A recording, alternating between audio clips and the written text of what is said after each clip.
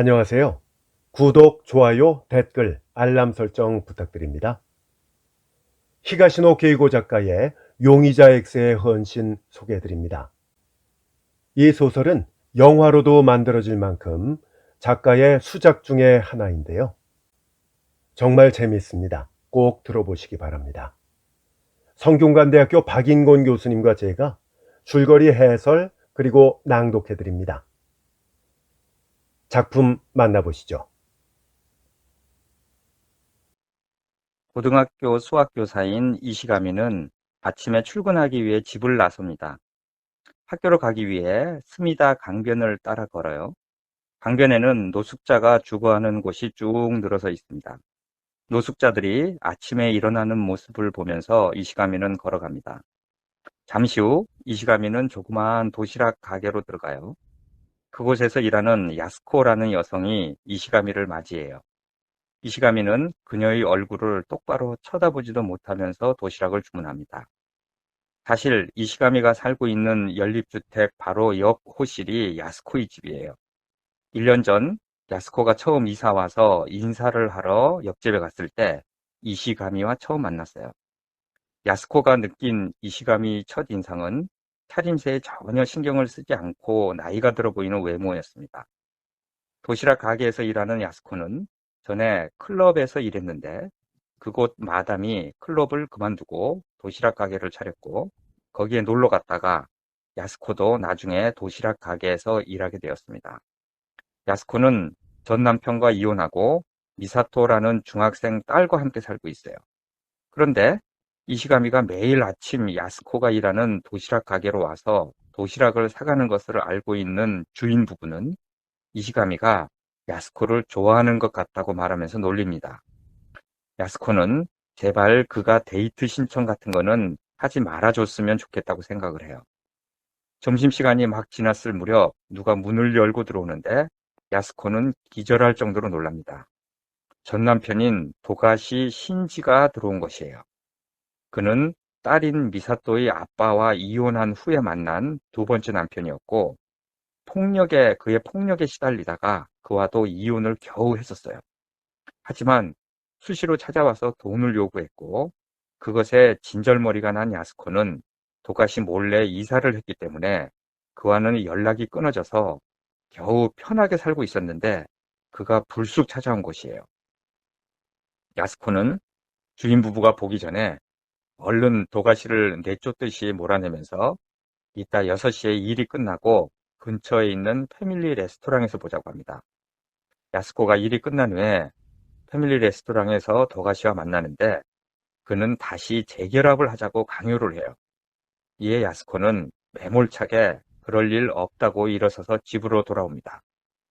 집에 온 야스코는 미사토가 오기 전 저녁을 하고 있는데 도가시가 집으로 찾아와요. 깜짝 놀라는 야스코를 강요해서 집으로 들어옵니다. 그렇게 집으로 들어온 도가시는 행패를 부리기 직전인데 그때 딸인 미사토가 들어와요. 이 상황을 목격한 미사토는 실망과 공포의 표정을 짓습니다. 야스코는 할 수 없이 돈을 쥐어주면서 나가라고 쫓아냅니다. 도가시는 나가기 전에 미사토의 방문을 활짝 열면서 미사토를 놀래킵니다. 그렇게 행패를 부리고 도가시는 현관에서 신발을 신으려고 허리를 굽혔습니다. 그때였다. 야스코의 등 뒤에서 무슨 소리가 들려 돌아보니 어느새 교복 차림의 미사토가 바로 옆에 와 있었다. 다음 순간 미사토가 뭔가를 번쩍 치켜들었다. 말릴 틈도 소리를 지를 새도 없었다. 미사토가 도가시의 뒤통수를 내리쳤다. 둔탁한 소리와 함께 도가시가 그 자리에 고꾸라졌다. 미사토의 손에서 뭔가가 떨어졌다. 청동꽃병이었다. 아니 너... 야스코가 딸의 얼굴을 바라보았다. 미사토는 아무런 표정이 없었다. 얼이 빠져나간 것처럼 그 자리에서 꼼짝하지 않았다. 그러나 다음 순간 미사토의 눈이 화들짝 열렸다. 그 눈길이 야스코의 뒤쪽을 향했다. 야스코가 돌아보니 도가시가 비틀거리며 일어서려 하고 있었다. 그는 얼굴을 찡그리며 뒤통수를 한 손으로 눌렀다. 너희들... 도가시는 신음을 뱉어내는 동시에 얼굴에 노골적인 증오를 드러냈다. 그의 눈이 미사토를 향하는가 싶더니 비틀거리면서 일어서서 미사토 쪽으로 한 걸음 성큼 내디뎠다. 야스코가 미사토 앞을 가로막고 섰다. 그만둬! 저리 비켜! 도가시가 야스코의 팔을 잡아 옆으로 휙 밀쳤다. 야스코는 방 가장자리까지 날아가 벽에 허리를 부딪혔다. 도망치려는 미사토의 어깨를 도가시가 잡았다. 어른 남자의 체중이 실리자 미사토는 찌부러지듯 주저앉았다. 그 위에 도가시는 말 타는 자세로 앉아 미사토의 머리카락을 움켜쥐고 오른손으로 뺨을 내리쳤다. 너, 내가 죽여버릴 거야. 도가시가 짐승처럼 소리를 질렀다. 저러다 죽겠어. 야스코는 그런 생각이 들었다. 이대로 내버려두면 정말로 미사토가 맞아 죽을지도 몰라. 그녀는 주위를 둘러보았다. 고타스에 달린 전기 코드가 눈에 들어왔다. 그것을 콘센트에서 뽑아 한쪽 끝에 고타스가 달린 채로 쥐고 일어섰다. 그리고 미사토를 깔고 앉은 채 으르렁거리고 있는 도가시의 등 뒤로 다가가 둥글게 말아진 전기 코드를 그의 목에 걸고 있는 힘을 다해 잡아당겼다. 으악! 소리와 함께 도가시가 미사토의 등에서 떨어졌다. 그리고 이내 무슨 일이 벌어지고 있는지 알아챈 듯 있는 힘을 다해 전기 코드와 목 사이에 손가락을 집어넣으려고 했다. 야스코는 필사적으로 전기 코드를 잡아당겼다. 여기서 만일 손을 놓쳐버린다면 그걸로 끝장이라고 생각했다. 이 남자는 그걸 빌미로 물귀신처럼 들러붙을 것이 뻔하다. 그러나 힘으로는 그를 당해낼 수가 없었다. 소나기에서 전기 코드가 미끄러지기 시작했다. 그때였다. 미사토가 전기 코드에 걸려있는 도가시의 손가락을 잡고 늘어졌다. 그리고 다음 순간 그의 위에 올랐다. 이리저리 발버둥을 치는 그를 필사적으로 저지했다. 엄마, 빨리! 미사토가 외쳤다. 망설일 때가 아니었다. 야스코는 눈을 질끔 감고 전 먹던 힘까지 모두 두 팔에 쏟아 넣었다. 심장이 격렬히 고동쳤다. 피가 혈관을 타고 흐르는 소리를 들으면서 그녀는 전기 코드를 잡아당겼다. 얼마나 그러고 있었을까? 엄마, 엄마! 하고 조그맣게 부르는 소리에 그녀는 퍼뜩 정신을 차렸다. 천천히 눈을 떴다. 전기 코드는 여전히 소나기에 쥐어 있었다. 바로 눈앞에 도가시의 머리가 보였다. 튀어나올 듯이 부릅뜬 회색 눈이 마치 허공을 노려보고 있는 것 같았다. 그 얼굴은 피가 몰려 검푸르게 변해 있었다. 목살을 파고든 전기 코드가 피부에 짙은 흔적을 남겨놓았다. 예, 이렇게 두 모녀는 이제 도가시를 죽이고 말아요. 두 사람은 공포에 질려서 어찌할 바를 모르고 있는데 그때 갑자기 초인종이 울립니다. 야스코가 깜짝 놀라서 나가보는데 옆집에 사는 이시가미가 찾아온 것이에요. 시끄러운 소리가 나서 무슨 일이 있는 것 같아서 찾아왔다는 것이에요. 이에 야스코는 바퀴벌레가 나타나서 소동을 벌였다고 둘러댑니다. 그렇게 이시가미는 이제 돌아가고 두 모녀는 앞으로의 일에 대해서 아주 티격태격합니다. 경찰에 자수하자는 의견과 그러지 말자는 의견이 맞서는데 갑자기 또 집 전화가 울려요. 깜짝 놀란 야스코가 받아보니까 좀 전에 돌아간 옆집의 이시가미였어요. 이시가미는 모든 걸 다 알고 있다는 듯이 여자들만의 힘으로 시체를 처리하는 것은 힘들 거라고 말해요. 이시가미는 알고 있었어요. 무슨 일이 있었는지. 그러면서 이쪽으로 건너오겠다고 합니다. 결국 이시가미가 야스코의 집에 들어오게 되고 야스코는 이시가미에게 좀 전에 이 집에서 있었던 엄청난 일을 털어놓습니다. 그리고 죽은 도가시와의 관계에 대해서도 털어놓아요. 이런 엄청난 이야기를 들은 이시가미는 사태 파악을 다 하게 됩니다. 그리고 놀라운 제안을 해요. 시체를 자신의 방으로 가져가겠다는 것이었어요. 그리고 두 모녀에게 앞으로 어떻게 해야 할지를 꼼꼼하게 지시합니다. 특별히 야스코 모녀에게 알리바이를 만들어야 한다면서 자신의 논리적 사고를 믿고 맡겨달라고 말을 해요. 이야기의 배경은 바뀌어서 구사나기 형사는 관내에서 시체가 발견되었다는 전화를 받고 급히 현장으로 달려갑니다. 현장에서 발견된 시신은 구두도 안 신은 나체에 얼굴은 완전히 훼손되어 있었어요. 손가락은 불에 타서 지문이 완전히 지워져 있었습니다. 사체는 남자였고 목에는 교살 흔적이 남아 있었어요. 그리고 곁에는 새 것으로 보이는 자전거가 뒹굴고 있었습니다. 그리고 시신으로부터 20m 떨어진 곳에 양철통 안에 피해자의 것으로 보이는 의류가 불에 타다 만 채 발견되었습니다. 형사들은 사체의 신원을 알기 어려웠기 때문에 일단 자전거 주인을 추적해 보기 시작해요. 자전거 주인은 금방 나타났습니다. 3월 10일 낮에 세워놓았는데 누가 가져갔다는 것이에요. 새 자전거였기 때문에 경찰에 신고가 들어와 있어서 자전거 주인을 쉽게 찾을 수 있었어요. 형사들은 살해당한 남성의 신원을 찾기 위해 시내의 호텔과 여인숙에서 최근에 모습을 감춘 남성이 있는지 찾아보는데 한 곳에서 남자 숙박객 하나가 사라졌다는 연락이 들어와요. 형사가 급파돼서 가보니 방에서 나온 머리카락이 사체의 것과 같았고 지문도 자전거에 묻어있는 지문과 동일했어요. 결국 사체의 신원이 밝혀지는데 이 남성의 이름은 도가시 신지였어요. 도가시 신지의 과거를 추적한 경찰은 결국 야스코에게까지 이르게 됩니다. 도가시가 이혼한 전처인 야스코에게 집착했다는 정보를 입수했기 때문이에요. 구사나기 형사는 야스코의 집에 방문을 했는데 형사로부터 도가시가 죽었다는 이야기를 들은 야스코는 깜짝 놀라요. 구사나기 형사는 야스코의 알리바이를 확인합니다. 도가시가 죽은 3월 10일 밤에 어디에 있었냐고 묻자 야스코는 그날 일이 끝나고 저녁에 딸과 함께 영화를 보고 밥을 먹고 노래방에 갔었다고 대답을 해요. 알리바이를 확인한 구사나기는 어딘가 모르게 석연치 않다는 생각이 듭니다. 그 이유가 무엇인지는 자신도 알 수 없어요. 알리바이가 너무 완벽해서인가 싶은 생각도 듭니다. 방문을 마치고 야스코의 집을 나온 구사나기는 이시가미라는 문패가 붙은 옆집 초인종을 누릅니다. 이시가미에게 혹시 3월 10일 저녁에 옆집에서 무슨 소리를 들은 적이 없냐고 묻자 이시가미는 전혀 들은 기억이 없다고 말을 해요. 그런 대화를 하고 나오는데 무심코 본 이시가미의 우편함에서 구사나기는 데이토 대학에서 온 동창의 회보를 보게 됩니다. 구사나기도 데이토 대학 출신이었어요. 같은 대학 동문이었어요, 이시가미는.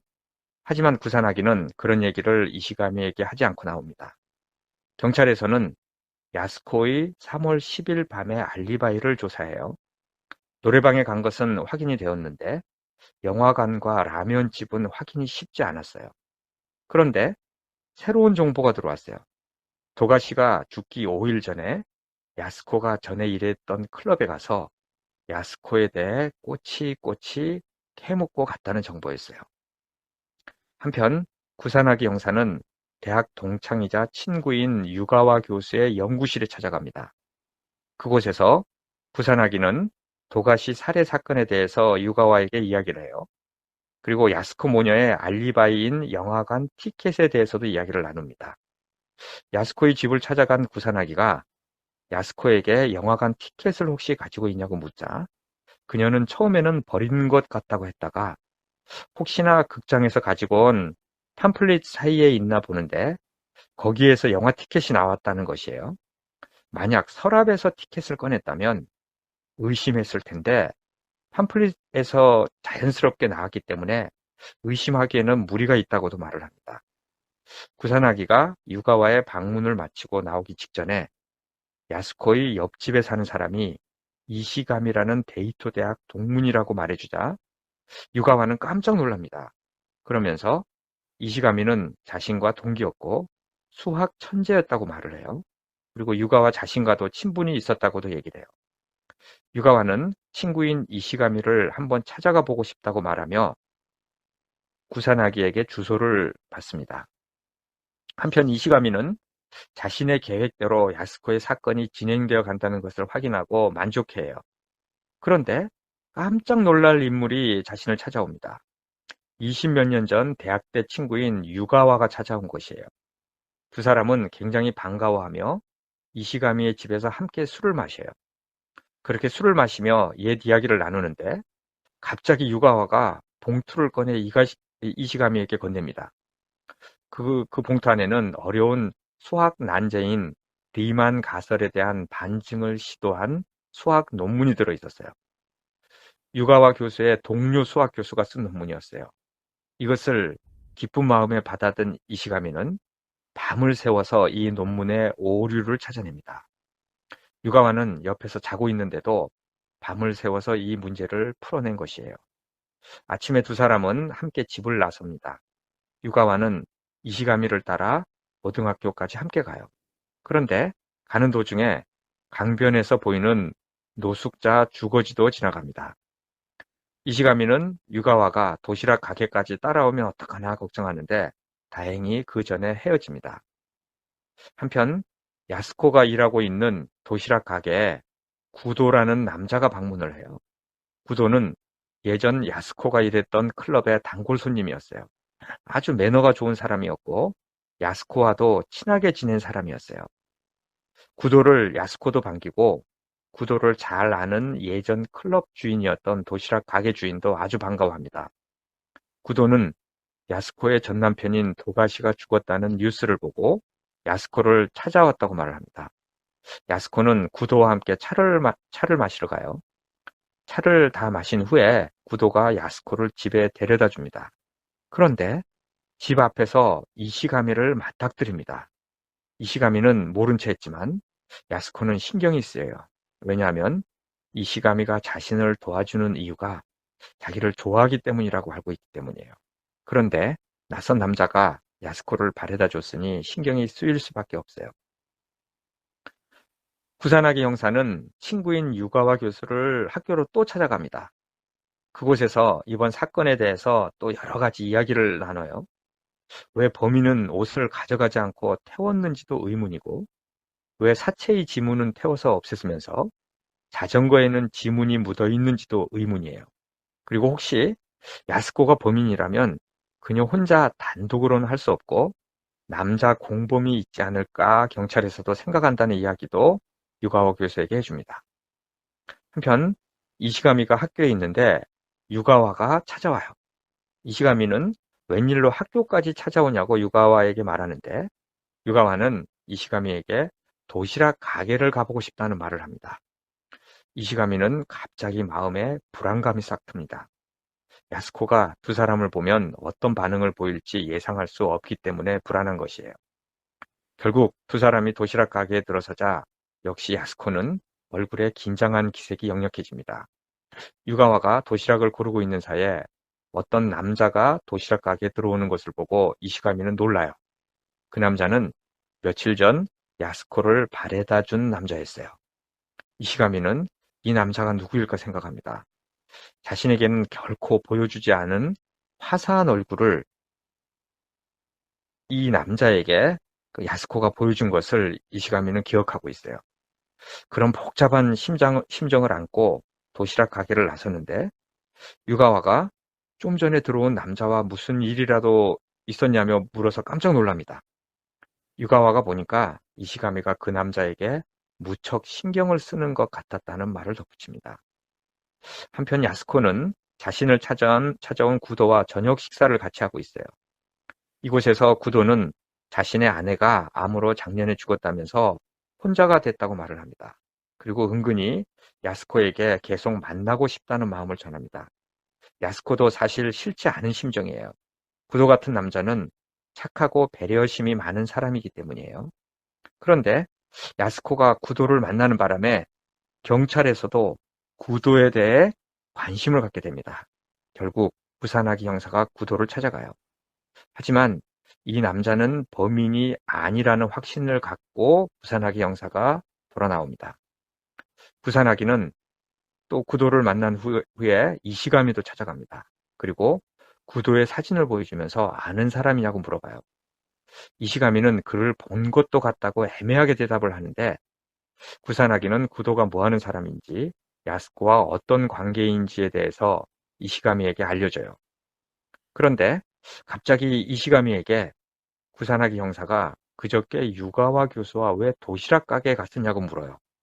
이 말을 들은 이시가미는 자신의 행동이 감시당하고 있다는 생각에 깜짝 놀라면서 완벽하다고 믿었던 자신의 수식이 예기치 못한 미지수에 의해 서서히 흐트러져 가는 듯한 불길한 느낌을 받습니다.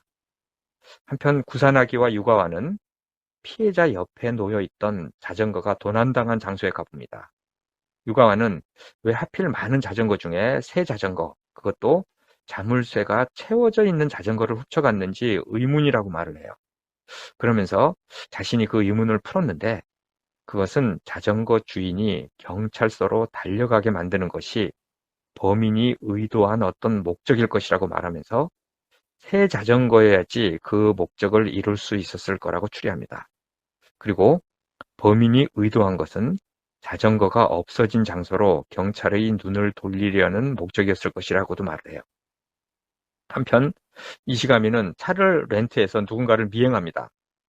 그 누군가는 야스코와 관계가 있는 남자인 구도였어요. 이시가미는 차에서 몰래 구도의 사진도 찍어요. 그리고 차로 미행한 끝에 호텔 주차장에 들어가는 구도를 따라 들어가요. 호텔 주차장에서도 구도의 사진을 몰래 찍습니다. 그런데 호텔 정문 입구에서 구도와 야스코가 만나서 호텔 카페로 들어가는 장면을 목격합니다. 이시가미는 방금 찍은 구도의 사진에는 어떤 문장이 어울릴지 생각해 봅니다. 당신이 자주 만나는 남자의 정체를 알아냈다. 내가 사진을 찍었다는 사실 자체가 그것을 증명할 것이다. 당신에게 묻고 싶다. 이 남자와는 어떤 관계인가? 만일 그와 연애를 하고 있다면 그건 말할 것도 없이 나에 대한 배신 행위다. 내가 당신을 위해 무슨 짓을 했는지 생각해보라. 나는 당신에게 명령할 권리가 있다. 즉시 이 남자와 헤어지기 바란다. 그렇지 않으면 내 분노는 이 남자에게 향할 것이다. 거듭 말하지만 만일 이 남자와 남녀 관계라면 나는 그런 배신 행위를 절대 용서할 수 없다. 기필코 보복할 것이다. 이시가미는 머릿속으로 구성한 문장을 입속으로 중얼거리면서 충분히 위협적인지 음미해봤다. 예, 이시가미는 이제 이런 생각을 하면서 이 사진과 이 편지를 번갈아 가면서 봅니다. 최악의 경우에는 이 사진이 한몫하겠지만 그런 일은 어떻게든 피하고 싶었어요. 한편 구사나기는 유가와를 또 찾아갑니다. 그리고 야스코 모녀의 알리바이에 대해서 얘기를 나눠요. 아무리 봐도 야스코 혼자서 전 남편을 죽였을 것 같지는 않았어요. 게다가 그날 밤 모녀의 알리바이가 맞는다는 증언이 더 나오고 있었어요. 그렇기에 만일 야스코가 범인이라면 공범이 있었을 것 같기만 해요. 그 공범이 혹시 이시가미가 아닐까 생각한다고 구사나기가 말하자 유가와는 이시가미가 범인이라면 그렇게 허술하게 증거를 이것저것 남기지 않았을 거라고 반박해요. 그리고 만일 이시가미가 어떤 식으로 사건에 관여했다면 다음과 같을 것이라고 말합니다. 만일 그가 관여했다면 살인 그 자체에는 손을 댈 수 없는 상황이었다고밖에 생각할 수 없어. 즉, 그가 사태를 파악한 시점에 이미 살인이 완료된 거지. 그렇다면 거기서 그가 할 수 있는 일은 무엇이었을까? 사건을 은폐하는 게 가능하다면 그렇게 했을 거야. 하지만 불가능하다면 수사망에서 벗어날 수 있는 방책을 궁리했겠지? 야스코 모녀에게도 형사의 질문에 어떻게 답하고 어떤 타이밍에 어떤 증거를 제시할지 등등에 대해서 지시했을 테고. 물론 이건 모두 나의 추리에 지나지 않아. 그것도 이시가미가 관여했다는 전제하에 세워진 가설이고 그 전제 자체가 틀렸을 가능성도 있어. 아니, 나로서는 제발 틀리길, 나의 지나친 상상이길 바라고 있어. 진심으로. 그렇게 말할 때 그의 표정은 매우 고통스럽고 쓸쓸해 보였다. 오랜만에 만난 옛 친구를 다시 잃을지 모른다는 사실이 두렵기 때문일 것이다. 다음 날 구사나기 형사는 이시가미를 학교로 찾아갑니다. 그리고 이시가미의 3월 10일 알리바이를 확인해요. 이시가미의 3월 10일 저녁부터의 알리바이는 없어요. 집에 혼자 있었다고 대답했습니다. 구사나기 형사가 돌아간 후에 이시가미는 경찰에서는 아직 본질을 꿰뚫어 보고 있지 않다는 것을 알게 돼요. 하지만 유가와가 자신과 야스코와의 관계에 대해서 관심을 갖게 되었다는 것을 안 순간 불길한 기운을 느낍니다. 다음 날 아침 출근하는 이시가미 앞에 유가와가 나타나요. 그리고 강변 벤치에서 잠시 이야기를 나눕니다. 그리고 유가와는 다음과 같은 알듯 말듯한 이야기를 이시가미에게 합니다. 구사나기를 비롯한 형사들은 용의자의 알리바이를 무너뜨리는 데 여념이 없어. 그들은 만일 야스코가 범인이라면 그녀의 알리바이의 허점을 파고든다면 언젠가는 사건의 진상에 도달하게 되리라고 믿고 있어. 자네가 공범이라면 자네 알리바이도 조사해서 자네와 야스코의 아성을 무너뜨릴 수 있을 것이라고 생각을 하고 있어. 구사나기에게서 재밌는 말을 들었어. 자네 시험 문제 출제 방식에 대해서 말이야. 선입견에서 비롯되는 맹점을 찌른다고 했던가? 예를 들어 기하 문제처럼 보이지만 사실은 함수 문제라고 말이야. 역시 자네라고 생각했어. 이번 문제에 대해 알리바이 무너뜨리기는 선입견을 갖고 있어. 물론 용의자가 알리바이를 내세우고 있으니까 당연하다면 당연한 얘기겠지. 게다가 그 알리바이는 어떻게든 무너뜨릴 수 있을 것처럼 보이기도 해. 그런 상황에서 실마리가 보이면 거기서부터 파고들려고 하는 게 인지상정이지. 근데 실마리라고 생각했던 것이 실은 완전한 착각인 경우도 드물지 않지. 구산하기 역시 지금 그런 함정에 빠졌어. 아니, 감쪽같이 걸려들었다라고 해야 될까? 이번 사건을 해결하려면 알리바이 무너뜨리기에 주력해서는 안 되지. 이건 완전히 다른 문제야. 기하와 함수의 차이보다 더 큰 차이가 있어. 한마디로 말하긴 어렵지만 굳이 말하자면 위장의 문제랄까? 이건 위장 공작이야. 수사진은 범인들의 위장 공작에 속고 있어. 그들이 단서라고 생각하는 것은 하나같이 단서가 아니야. 힌트를 손에 넣었다고 생각하는 순간 범인의 술수에 말려들고 마는 장치에 불과해. 그리고 마지막으로 이 세상에 쓸모없는 톱니바퀴는 없으며 그 쓰임새를 결정하는 것은 톱니바퀴 자신이다. 그런 말을 하고 싶었어. 예, 이렇게 친구인 유가와의 이런 얘기를 듣고 헤어진 후 이시가미는 결국 여기까지인가 하고 생각을 합니다. 저 물리학자는 모든 것을 알아버렸어요. 한편 야스코는 구도를 만나고 있어요. 그런데 구도가 이상한 메모지를 보여줍니다. 야스코는 메모지에 적힌 글을 보고 깜짝 놀랍니다. 자신의 이름이 적혀 있기 때문이에요. 내용은 다음과 같았어요. 하나오카 야스코에게 접근하지 말도록. 그녀를 행복하게 해줄 사람은 당신 같은 사람이 아니다. 이거를 보고 깜짝 놀라는 야스코에게 구도는 사진 한 장도 메모지와 함께 우편함에 들어있었다고 보여주는데, 사진은 얼마 전 호텔 카페에서 구도와 야스코가 만났을 때 호텔 주차장에서 구도를 찍은 사진이었어요. 야스코는 이런 사진과 메모를 보낼 사람은 이시가미밖에 없다고 생각하면서 심하게 불안해집니다. 집으로 돌아온 야스코에게 이시가미가 전화를 해와요. 그런데 이시가미가 폭탄 선언과도 다름없는 말을 합니다. 편지 3통을 우편함에 넣어놨으니 확인하라는 것과 이제 다시는 두 사람이 통화를 하면 안 되고, 그리고 이시감이 자신에게 무슨 일이 일어나더라도 상관하지 말고 방관자로 머무르라는 내용이었어요. 그것만이 두 모녀를 구할 수 있는 유일한 길이라는 말도 덧붙입니다. 당황한 야스코가 좀 더 설명해 달라고 하자 이시가미는 설명할 필요가 없다면서 전화를 끊어버립니다. 한편 구산아기는 반장으로부터 전화를 받는데 충격적인 내용이었어요. 이시가미가 자신이 도가시를 죽였다고 자수했다는 것입니다. 놀란 구산아기가 경찰서로 들어가서 이시가미를 취조하는데, 이시가미는 자신이 야스코를 좋아하며 오랫동안 스토커로 살아왔다는 말을 합니다.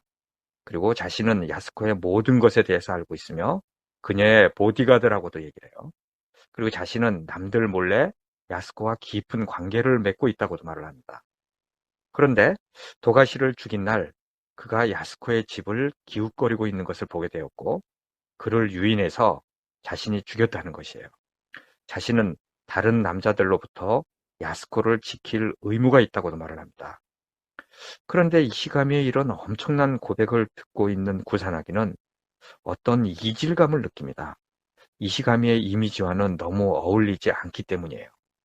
하지만 살해 현장을 정확하게 묘사하는 그의 말을 들으면서 이런 정보는 살인자가 아니면 절대 알 수 없는 정보라서 이시가미가 죽인 것이 맞는다는 생각도 들면서 구산아기는 혼란에 빠집니다. 그런데 구산아기가 그럼 왜 자수를 했냐고 묻자 이시가미는 자신이 야스코로부터 배신을 당했다고 말하면서 그녀가 다른 남자를 만나는 것을 알게 되었고, 그녀를 위해 그녀의 못된 전남편을 죽여줬는데 그녀의 배신으로 인해 괜히 살인을 저질렀다는 양심의 가책이 느껴져서 자수했다는 것이에요. 이런 엄청난 고백을 듣고 난 후 구산아기는 사실 확인을 위해 야스코를 찾아갑니다. 야스코도 자신을 스토킹하는 남자가 있었다고 말하면서, 그런데 그가 이시감이라는 것은 몰랐다면서 깜짝 놀라요. 그러면서 구산아기에게 편지 3통을 보여줍니다. 편지에는 야스코를 스토킹하는 내용이었어요. 이시가미가. 그리고 마지막 편지에는 당신이 나를 배신하고 있는 게 아닌가 하는 기분이 든다면서 만일 그렇다면 절대로 용서하지 않겠다는 내용도 있었어요. 그리고 야스코는 자신이 만나는 구도라는 남자에게도 비슷한 내용의 메모와 사진을 보내왔다고도 구사나기에게 말합니다. 형사들이 이시가미의 집을 뒤지는데 컴퓨터에서 야스코에게 보낸 협박 편지의 내용이 발견되고 심지어 야스코의 집을 도청하는 도청 장치까지 발견되었습니다. 구사나기는 이런 믿기지 않는 정보를 가지고 유가와를 찾아갑니다. 유가와도 이 소식을 듣고 놀라요. 게다가 구사나기는 이시가미가 범인으로 단정하기에 충분한 증거와 자백이 있었기 때문에 경찰로서도 그를 범인으로 인정할 수밖에 없다고도 말을 해요. 하지만 유가와는 알 듯 모를 듯한 이야기만 하고 구사나기를 내쫓듯이 보내요. 그런데 구사나기가 학교 복도를 지나다가 유가와 교수의 제자인 대학원생으로부터 흥미로운 정보를 듣습니다. 유가와 교수가 얼마 전 대학 도서관에 가서 지나간 신문을 찾아보러 갔다는 거예요. 이 말을 들은 구사나기는 도서관으로 가서 유가와가 3월 10일 이후 신문의 사회면을 찾아봤다는 정보를 얻게 됩니다. 그리고 유가와 교수가 지방신문도 있는지 도서관 측에 물어봤다는 정보도 알게 돼요. 구사나기는 왜 유가와가 신문을 그것도 사회면을 뒤지고 있었는지 알 수가 없어요. 그렇게 좌절한 채 도서관을 나서는데 유가와가 차를 타고 어디로 가는 것을 보게 됩니다. 이에 구사나기는 유가와를 차로 미행을 해요. 미행한 끝에 다다른 곳은 이시가미가 출근하는 스미다강 강변의 노숙자 주거지 부근이었어요. 그런데 유가와는 마치 구사나기를 기다리고 있었다는 듯이 구사나기에게 얼굴을 돌립니다. 그리고 유가와는 자신을 미행한 것을 알고 있었다면서 자신이 이시가미와 마지막으로 이야기를 나눈 곳이 여기라고 구사나기에게 말합니다. 그리고 그날 이시가미에게 이 세상에 쓸모없는 톱니바퀴란 없으며 그 쓰임새를 결정하는 것은 톱니바퀴 자신이라고 얘기했다고도 얘기를 해요. 그리고 이 말을 들은 이시가미가 자수를 결심했다고도 말합니다. 구사나기는 그게 무엇을 의미하는지 전혀 감을 못 잡아요. 유가와에게 구체적으로 그게 무슨 의미인지 알려달라고 재촉하자 유가와는 얼굴 표정이 일그러지듯 괴로워하면서 지금부터 야스코를 찾아가려는데 같이 가지 않겠냐고 말합니다. 한편 야스코는 퇴근길에 강변길에서 구사나기 형사와 유가와 교수를 만납니다. 유가와 교수는 10분만 시간을 내달라고 해요. 야스코는 불안한 마음을 안고 유가와 교수의 이야기를 듣습니다. 야스코 씨는 이 사건의 진실을 전혀 모릅니다. 야스코는 놀라서 눈을 동그랗게 떴다. 야스코 씨의 알리바이는 아마도 사실일 겁니다. 실제로 영화관에도 갔겠죠. 덱도 따님도요. 그렇지 않았다면 형사들의 집요한 추궁에 야스코 씨는 물론이고 중학생인 따님도 견뎌냈을 리 없어요. 덱들은 거짓말을 하지 않았습니다. 네, 그래요. 저희는 거짓말하지 않았습니다. 그게 어쨌다는 건가요? 그렇지만 이상하다고 느끼고 있을 테죠. 어째서 거짓말을 하지 않아도 되는지 말입니다. 왜 경찰의 추궁이 이토록 느슨한가? 그는, 즉 이시가미는 당신들이 형사의 질문에 사실만을 대답해도 되도록 일을 꾸며두었습니다. 그 장치가 무엇인지는 아마 야스코 씨도 모를 겁니다. 이시가미가 뭔가 대단한 트릭을 사용했나 보다 생각할 뿐 그 내용은 모르고 있어요. 제 말이 틀렸나요? 무슨 말씀을 하시는 건지 전혀 모르겠어요. 야스코는 웃어 보였다. 그러나 뺨에 격렬히 일고 있다는 것이 스스로도 느껴졌다. 그는 야스코 씨를 지키기 위해서 큰 희생을 치렀습니다. 나나 야스코 씨 같은 보통 사람은 상상도 할 수 없는 엄청난 희생을요. 유가와의 말에 야스코는 혼란을 일으키기 시작했다. 유가와가 무슨 말을 하는지 전혀 이해할 수 없었기 때문이다. 그러면서도 뭔가 엄청나게 충격적인 사실이 드러날 것이라는 예감에 사로잡혔다. 분명히 이 남자의 말대로였다. 이시가미가 어떤 트릭을 썼는지 야스코는 전혀 알지 못했다. 아울러 왜 자신들에 대한 형사들의 공격이 생각보다 느슨한지 의아했다. 심지어 그녀는 형사들의 계속되는 질문이 진실을 완전히 빗나가고 있다고까지 생각했다. 그 비밀을 유가와는 알고 있다. 이런 사실을 야스코 씨에게 알리는 것은 실로 괴롭기 그지였습니다. 그는 실제로 고통스러운 듯 얼굴을 일그렸다. 이시가미가 절대로 바라지 않는 일이기 때문이죠. 무슨 일이 있어도 야스코 씨에게만은 진실을 알리고 싶어 하지 않을 겁니다. 그래도 저는 알리지 않을 수 없습니다. 그가 너무도 야스코 씨를 사랑하고 그래서 자신의 인생 모두를 걸었다는 사실을 댁에게 알리지 않는다면 그가 벌인 이런 일이 너무 가슴 아프니까요. 그는 이러는 걸 바라지 않겠지만 댁이 아무것도 모르고 있다는 걸 저는 견딜 수가 없군요. 야스코의 가슴이 격렬히 고동쳤다. 숨이 가빠 금방이라도 정신을 잃을 것만 같았다. 유가와가 무슨 말을 하려는지 짐작조차 가지 않았다. 그러나 그의 태도로 보아 상상을 뛰어넘는 일이라는 것만은 알 수 있었다. 도대체 뭐죠? 하고 싶은 말씀이 있으면 빨리 해보세요. 말투는 강경했지만 목소리는 떨리고 있었다. 그 사건, 에도 강변에서 일어난 살인사건의 진범은 이시가미입니다. 야스코 씨도 아니고 야스코 씨의 딸도 아닌 이시가미입니다. 이시가미가 죽였어요. 그는 아무 죄도 없이 자수한 게 아닙니다. 그가 바로 진범이에요. 무슨 말인지 알 수 없어 멍하니 있는 야스코에게 유가와는 다만 그 시체는 도가시 신지의 것이 아닙니다. 댁의 전 남편이 아니에요. 그렇게 보였을 뿐 전혀 다른 사람입니다.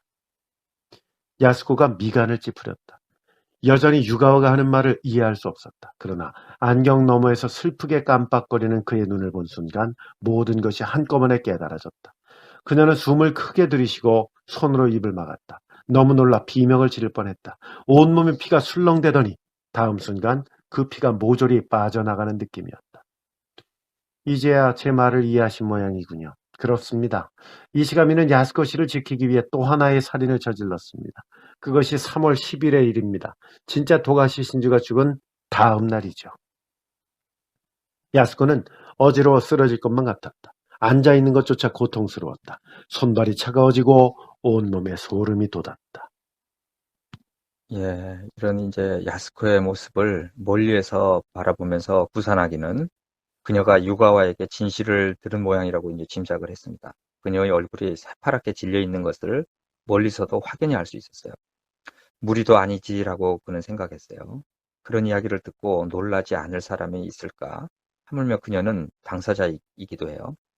구산하기조차 아직도 완전히 믿는 것은 아니었어요. 유가와에게 그 말을 처음 들었을 때는 설마 하고 생각했어요. 그런 상황에서 그가 농담을 할 리 없었지만 그럼에도 그것은 너무나 비현실적인 얘기였어요. 그럴 리 없어라고 구산하기는 말했어요.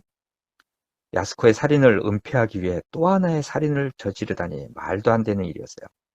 구산하기가 그럼 죽은 인물이 도가시가 아니라면 누구냐고 유가와에게 묻자 유가와는 강변 노숙자 주거지를 가리키면서 이 세상에는 설령 갑자기 행방을 감추더라도 누가 찾지도 않고 걱정하지도 않는 사람이 있게 마련이며 심지어 실종 신고조차 하지 않는 경우도 있다고 말했습니다. 이시가미는 야스코 모녀의 알리바이를 완벽하게 만들기 위해 도가시가 죽은 3월 9일 다음 날인 3월 10일에 노숙자를 죽였고 노숙자의 시신을 마치 도가시인 것처럼 모든 일을 꾸몄던 것입니다. 그리고 3월 10일에는 야스코 모녀의 알리바이를 완벽하게 만들었던 것이에요. 그리고 도가시 신지의 사체는 욕실에서 6등분으로 자른 다음 각각의 조각에 돌을 매달아 스미다강 3군데에 사흘에 걸쳐 던져 넣었어요. 언젠가는 발견되겠지만 그건 아무 상관없습니다. 경찰은 사체의 신원을 절대 알아낼 수 없을 것이에요. 그들의 기록상으로는 도가시는 이미 죽은 존재였기 때문이에요. 같은 인간이 2번 죽을 수는 없었어요. 한편 유가와 교수로부터 충격적인 이야기를 듣고 헤어진 야스코는 몸을 지탱할 수 없을 정도로 어지러웠어요. 이제야 모든 진실을 알 수 있었습니다. 왜 경찰이 찾아와서 3월 9일이 아닌 3월 10일의 알리바이를 캐묻는지 이해하지 못했었어요. 이시가미가 남긴 편지 3통은 자신을 스토킹하는 내용이었어요. 그리고 그는 자수했습니다. 그리고 그가 남긴 메모에서 이시가미는 구도 씨는 성실하고 믿을 수 있는 사람인 것 같다면서 그와 결합한다면 야스코와 미사토가 행복해질 가능성이 높다는 말도 남겼습니다. 그리고 자신에 대해서는 모두 잊어달라고 또 죄책감도 갖지 말아달라는 글도 남겼어요. 이 글을 다시 읽은 야스코는 눈물을 흘렸습니다. 지금까지 이토록 깊은 애정에 감싸여 본 적이 없었어요. 아니, 애당초 그런 것이 이 세상에 존재하는지조차 모르고 살아왔어요. 이시가미의 저 무표정한 얼굴 아래 평범한 사람은 도저히 그 깊이를 알 수 없는 애정이 자리하고 있었던 것입니다. 그가 자수했다는 사실을 처음 알았을 때는 단지 자신들을 대신해서 출두했다고만 생각했어요. 그러나 유가와의 얘기를 듣고 난 지금 이 메모에 담긴 이시가미의 마음이 야스코의 가슴을 세차게 찔렀습니다. 그때 야스코의 휴대전화가 울렸어요. 미사토의 학교에서 온 전화였습니다. 미사토가 학교에서 칼로 손목을 그어 자살을 시도했다는 전화였습니다. 병원으로 옮겼고 생명에는 지장이 없다는 다급한 목소리의 전화였습니다. 야스코는 상대가 하는 말의 뒷부분은 귀에 전혀 들어오지 않았습니다. 배경은 바뀌어서 이시가미는 교도소에서 1년 전을 회상합니다. 그는 방에서 로프 한 가닥을 들고 서 있었어요. 그것을 걸 만한 장소를 찾고 있었던 것입니다. 그리고 로프에 목을 걸고 체중을 실기로 했어요. 미련 같은 건 눈꼽만큼도 없었습니다. 죽는 데는 이유가 없었어요. 다만 살아갈 이유가 없었을 뿐입니다. 받침대에 올라가 목을 로프에 거는 순간 현관벨이 울렸어요. 운명의 벨이었습니다. 그것을 무시하지 않은 것은 누구에게도 폐를 끼치고 싶지 않았기 때문이에요. 문 바깥에 있는 누군가는 뭔가 급한 용건이 있어서 찾아왔을지도 몰랐습니다. 문을 열자 두 여자가 서 있었어요. 모녀 같았어요. 이웃에 이사 왔다며 엄마로 보이는 여자가 인사를 했습니다. 딸도 함께 고개를 숙였습니다. 두 사람을 본 순간 무언가가 이시가미의 몸을 관통했습니다. 모녀가 어쩌면 이렇게 예쁜 눈을 가졌을까? 그때까지 그는 아름다운 것에 눈길을 빼앗기거나 감동해 본 적이 없었어요. 그러나 그 순간 모든 것을 이해했습니다. 그것은 수학 문제가 풀릴 때 느끼는 아름다움과 본질적으로 다르지 않았어요. 이 모녀를 만난 후로 이시가미의 생활은 180도 달라졌습니다. 자살하고 싶다는 마음이 사라지고 삶의 기쁨을 얻었어요. 그녀들과 어떻게 되고자 하는 욕망은 전혀 없었어요. 자신이 그들에게 손을 뻗어서는 안 된다고 생각했어요. 모녀를 돕는 것은 이시가미로서는 당연한 일이었습니다. 그녀들이 없었다면 지금의 자신도 없었어요. 이건 그녀들을 대신하는 것이 아니라 은혜를 갚는 것이라고 생각했어요. 모녀는 영문을 모를 것입니다. 그래도 좋아요. 사람은 때로 이 세상을 살아가는 것만으로도 누군가를 구원할 수 있는 것입니다. 자신이 짠 계획이 마지막에 흐트러질 수도 있었지만 막다른 곳에 몰리면 자신이 자수한다는 마지막 단계까지 완벽하게 짜놓았기 때문에 이 계획은 성공할 수 있었습니다. 이런 상념에 젖어 있는 이시가미에게 유가와가 면회를 옵니다. 이시가미는 마음속으로 최후의 난관이라고 생각하면서 정신을 가다듬습니다. 두 천재는 책상을 사이에 두고 한동안 침묵했다. 구산하기는 벽에 기대선 채 그들의 모습을 지켜보고 있었다. 조금 야인 것 같군. 유가와가 침묵을 깼다. 그런가? 식사는 제대로 하고 있는데 말이지. 그렇다면 다행이야. 근데 유가와가 혀로 입술을 죽였다. 스토커라는 꼬리표가 붙을 텐데 억울하지 않아? 나는 스토커가 아니야. 이시가미가 대답했다. 나는 숨어서 야스코를 지켜준 사람이야. 몇 번이나 말했잖아. 그건 잘 알고 있어. 뭐 지금도 자네는 그녀를 지켜주고 있지. 그 말에 이시가미는 불쾌한 표정으로 구사나기를 바라보며 말했다. 이런 대화가 수사에 무슨 도움이 된다는 거죠, 구사나기 씨. 구사나기가 침묵하자 유가와가 대답했다. 내 추리를 저 친구에게 말했어. 자네가 실제로 무슨 짓을 했는지, 누구를 죽였는지 말이야. 추리를 말하는 건 자유지. 그녀에게도 얘기했어. 야스코 씨에게도. 그 말에 이시가미의 뺨이 꿈틀했다. 그러나 그는 이내 옅은 미소를 머금었다.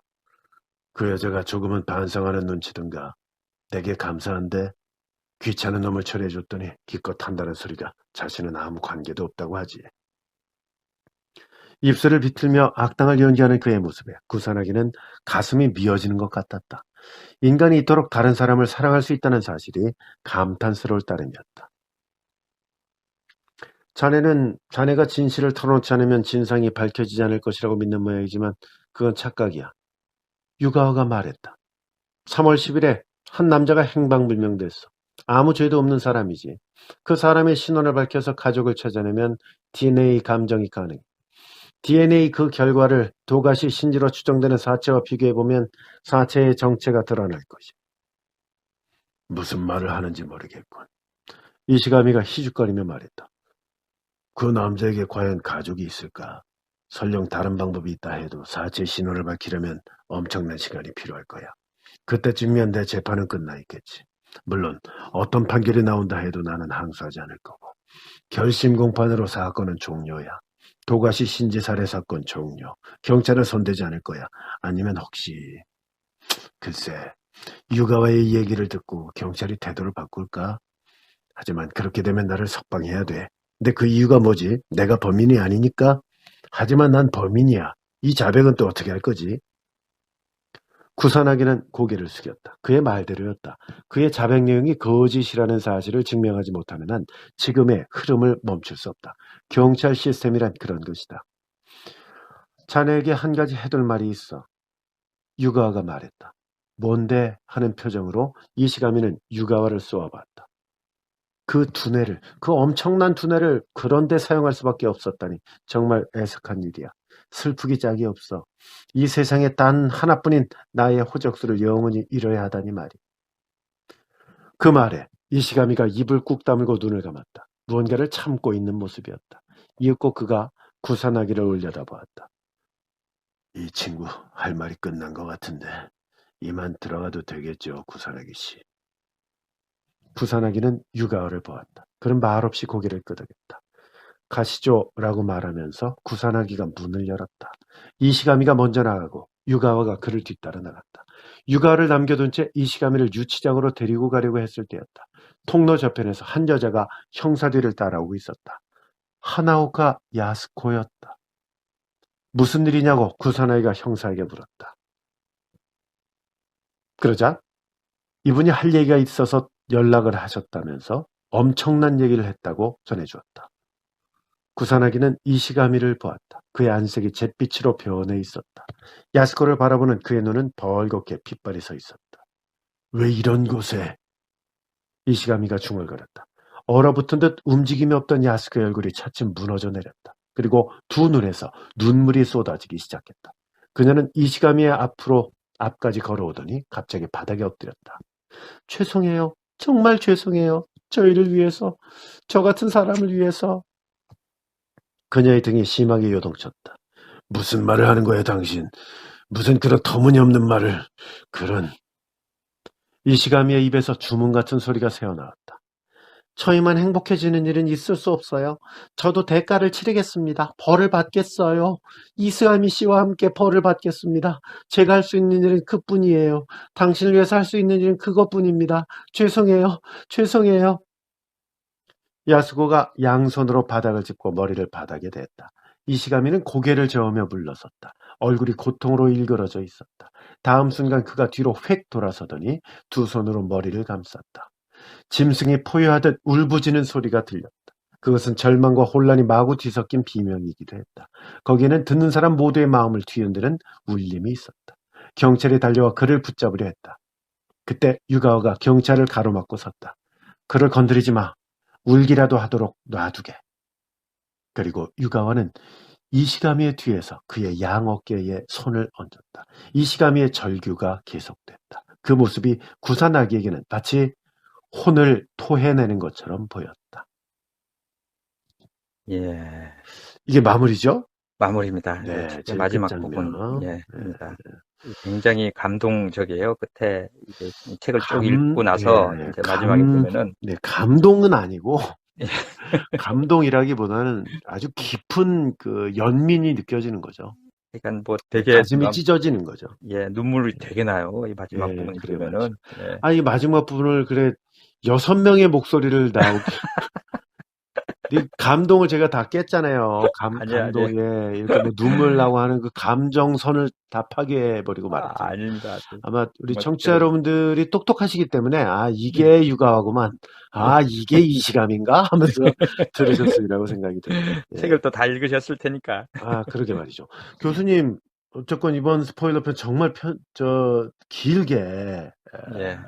만드셨는데 아마 장시간, 수십 시간, 한 2, 30시간 소요되지 않았을까 싶어요. 저도 요거는 조금 워낙 그 보통 작품이 아니기 때문에 그러게요. 빠뜨리는 부분이 없게 하려고 꼼꼼히 하다 보니까 좀 길어지기도 하고. 네.